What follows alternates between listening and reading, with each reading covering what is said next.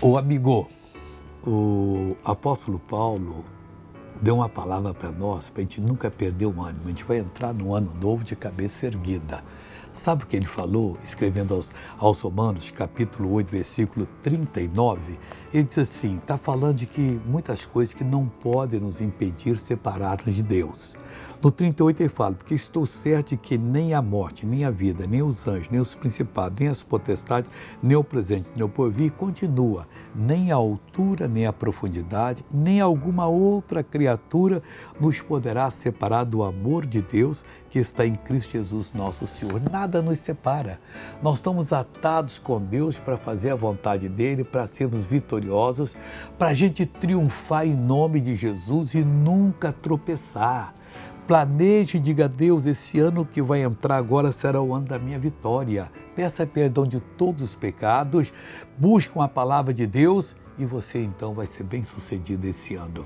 Veja que essa pessoa foi bem sucedida numa das reuniões, o que ela recebeu, eu já voltou. Eu fui curada desse ouvido, fazia 5 anos que eu perdi a audição. Esse esquerdo, se tapasse direito não ouvia nada, nem um tiro. Nada. Então tapa bem, pastor pega o revólver.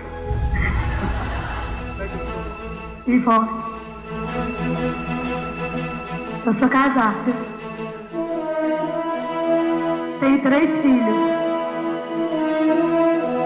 O Anderson. Jesus curou a senhora. Olha, eu voltei agora para orar com você, meu querido Deus, meu querido Pai. Eu uno a minha fé com a fé dessa pessoa. Eu quero que o Senhor dê para ela um ano de muito sucesso. Que esse ano entrante seja um ano de Deus em que ela vai tomar posições em Ti e vai ser vitoriosa. Eu uno a minha fé com a dela, repreendo todo o mal e digo, mal, vai embora. Solte essa pessoa em nome de Jesus. Que Ele te abençoe e feliz ano novo em nome de Cristo.